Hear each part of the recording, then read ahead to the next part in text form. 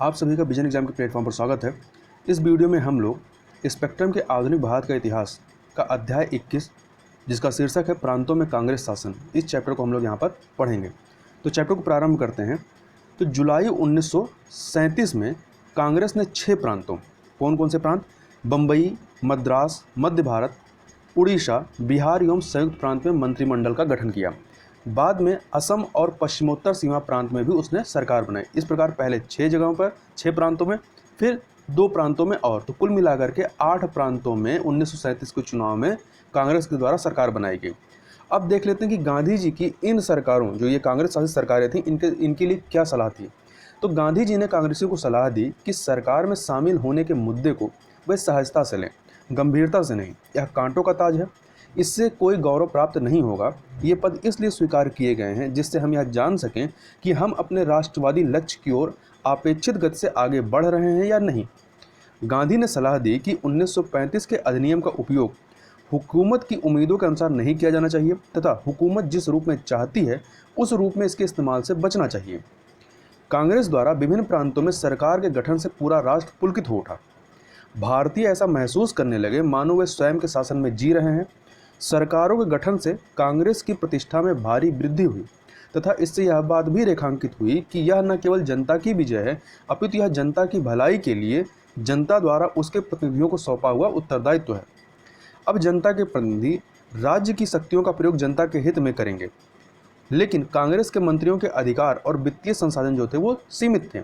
वे अपने प्रशासन तंत्र द्वारा साम्राज्यवादी स्वरूप को परिवर्तित नहीं कर सकते थे तथा वे किसी क्रांतिकारी युग का सूत्रपात भी नहीं कर सकते थे। अब हम लोग बात करेंगे कांग्रेस मंत्रिमंडलों के अधीन किए गए कार्यों की। तो यहाँ पर सबसे पहले बात होगी नागरिक स्वतंत्रता के संबंध में जो कार्य किए गए उनके बारे में।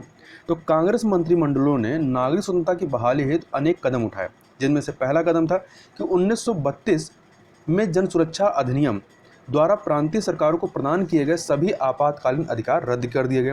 दूसरा, हिंदुस्तान सेवा दल और यूथ लीग जैसे संगठन तथा पुस्तकों एवं पत्र पत्रिकाओं से प्रतिबंध हटा दिया गया।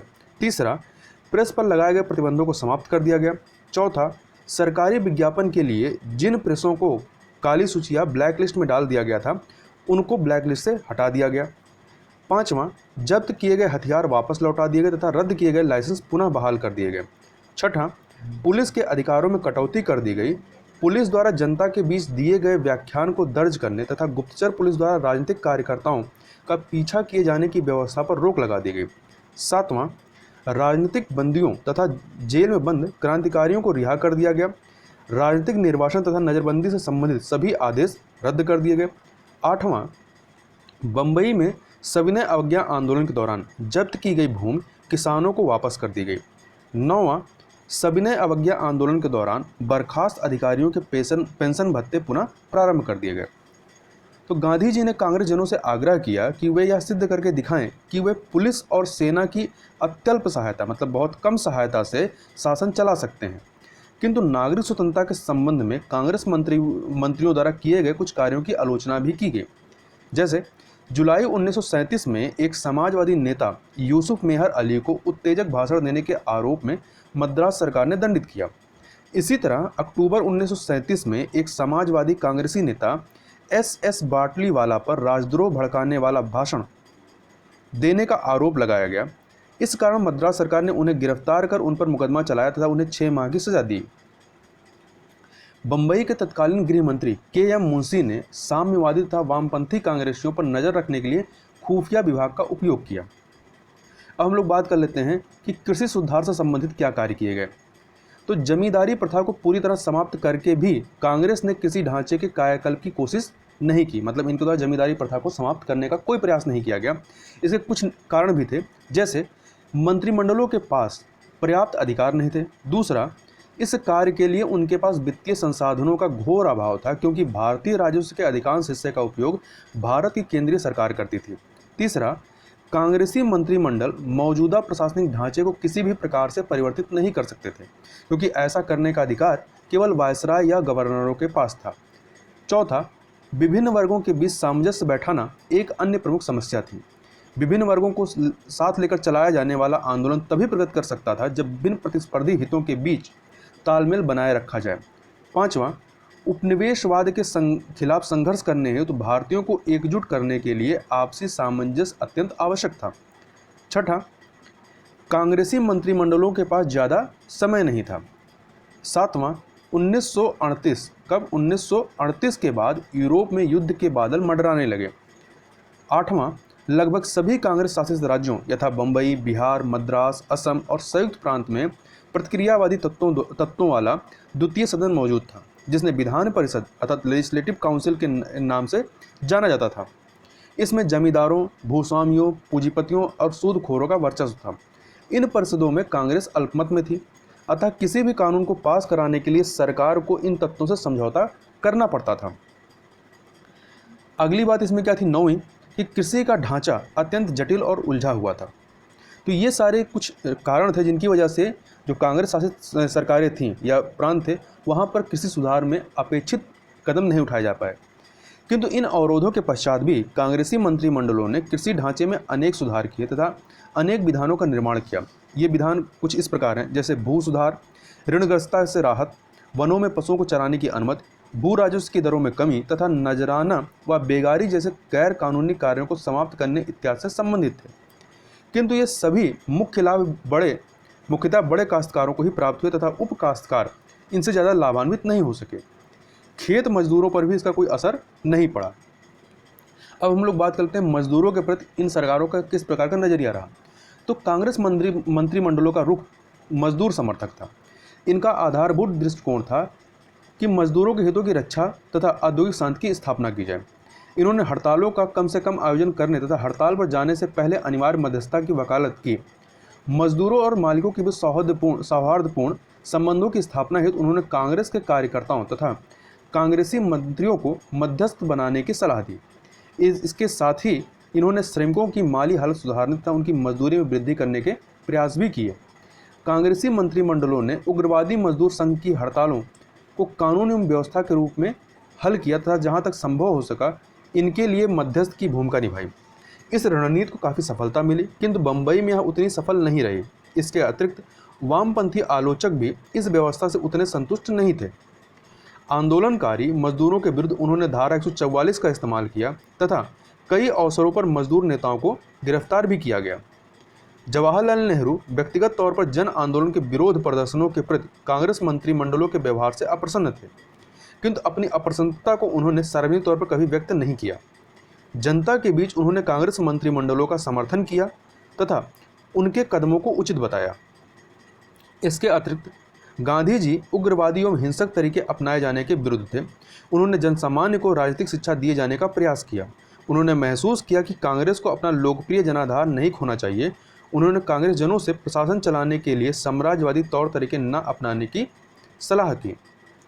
अब देख लेते हैं समाज कल्याण संबंधी क्या सुधार कार्य किए गए। तो इन सुधारों में निम्न प्रावधान शामिल थे, इनको देख लेते हैं। तो पहला इसमें था कि कुछ निश्चित क्षेत्रों में शराब निषेध जो है वो लागू कर दिया गया। दूसरा, हरिजनों के कल्याण हेतु अनेक उपाय लागू किए गए, जैसे जिनमें शामिल था मंदिरों में प्रवेश, सामान्य नागरिक सुविधाओं का प्रयोग, छात्रवृत्तियाँ, पुलिस एवं सरकारी नौकरियों में इसकी संख्या में वृद्धि इत्यादि इसमें सम्मिलित हैं। तीसरी बात, प्राथमिक तकनीकी एवं उच्च शिक्षा की ओर ज़्यादा ध्यान दिया गया तथा लोक स्वास्थ्य एवं स्वच्छता जैसे मुद्दों को प्राथमिकता दी गई। चौथी बात, अनुदान अर्थात ग्रांट एवं अन्य तरीकों द्वारा खादी के प्रयोग को प्रोत्साहित किया गया। पांचवां, बंदी सुधार प्रारंभ किए गए। छठा, स्वदेशी उद्योगों को प्रोत्साहन दिया गया। सातवां, राष्ट्रीय योजना के विकास को प्रोत्साहित करने हेतु 1938 में कांग्रेस अध्यक्ष सुभाष चंद्र बोस ने राष्ट्रीय योजना समिति का गठन किया। तो यह बात याद रखिएगा कि राष्ट्रीय योजना के विकास को प्रोत्साहित करने हेतु 1938 में कांग्रेस अध्यक्ष सुभाष चंद्र बोस ने, जो कि 1938 की जो कांग्रेस का अधिवेशन हुआ था उसकी अध्यक्षता किसने की थी? सुभाष चंद्र बोस ने। तो सुभाष चंद्र बोस ने राष्ट्रीय योजना समिति का गठन किया था, ठीक है, और इसका अध्यक्ष जो है नेहरू जी को बनाया था। तो याद रखिएगा राष्ट्रीय योजना समिति के बारे में। अब बात कर लेते हैं कांग्रेस की अन्य संसदीय जन गतिविधियों के बारे में। तो इन गतिविधियों में निम्न प्रयास सम्मिलित थे, जैसे कि जन शिक्षा अभियान की स्थापना करना। दूसरा, कांग्रेस पुलिस स्टेशनों एवं पंचायतों की स्थापना करना। तीसरा, कांग्रेस लोक शिकायत समितियों की स्थापना, जिसका कार्य लोक शिकायतों को सरकार के सम्मुख प्रस्तुत करना था। एवं चौथा, राज्यों के लोक आंदोलन। तो ये कुछ अन्य संसदीय जन गतिविधियाँ थी जो कांग्रेस शासित सरकारों द्वारा की गई। अब हम मूल्यांकन कर लेते हैं कि इन सरकारों का कार्य कैसा रहा। यद्यपि 1939 के अंत तक कांग्रेसियों के मध्य सत्ता के लिए अवसरवादिता, आंतरिक कलह एवं जोड़ तोड़ के प्रयास जैसी बुराइयां परिलक्षित होने लगी थी, किंतु फिर भी उनके संसदीय कार्यों ने उनकी प्रतिष्ठा में वृद्धि की तथा जनता के मध्य उनके आधार को पुख्ता किया। कांग्रेस का 28 माह कितना 28 माह का शासन निम्न कारणों से भी महत्वपूर्ण था। अब ये कौन कौन से कारण हैं? पहला, यह धारणा सिद्ध हो गई कि मौलिक सामाजिक संक्रमण के लिए भारतीय स्वशासन आवश्यक है। दूसरा, मंत्रिमंडलों ने भारतीयों के सामाजिक, राजनीतिक एवं सांस्कृतिक उत्थान की दिशा में महत्वपूर्ण कार्य किए। तीसरा, मंत्रिमंडलों ने सांप्रदायिकता को रोकने के सार्थक एवं सफल प्रयास किए। चौथा, अंग्रेजी नौकरशाही के मनोबल में कमी आ गई। पांचवा, कांग्रेस के संसदीय कार्यों ने तब तक के विरोधी तत्वों पर अंकुश लगाया, जैसे जमींदार इत्यादि पर इन्होंने अंकुश लगाने का कार्य किया। छठा, लोगों को एक ऐसा खाका खींचने में मदद मिली जैसे कि उन्होंने स्वतंत्रता प्राप्त कर ली हो, मतलब ऐसा माहौल बनाया गया कि जैसे कि लोगों को स्वतंत्रता मिल गई हो। सातवां, मंत्रिमंडल के प्रशासनिक कार्यों ने इस भ्रांति को तोड़ दिया कि भारतीय शासन करने में सक्षम नहीं है। द्वितीय विश्व युद्ध से उत्पन्न राजनीतिक संकटों के चलते अक्टूबर 1939 में, कब? अक्टूबर 1939 में कांग्रेस मंत्रिमंडलों ने त्यागपत्र दे दिया। जो 8 प्रांतों में इनकी सरकार थी वहाँ से इन्होंने त्यागपत्र दिया। तो इन्होंने कुल मिलाकर 28 माह तक जो है शासन चलाया। तो यह चैप्टर यहाँ पर समाप्त होता है। तो इस चैप्टर में इतनी बातें थी। अगले चैप्टर के लिए हम लोग नेक्स्ट वीडियो में मिलेंगे। तब तक के लिए बहुत बहुत धन्यवाद।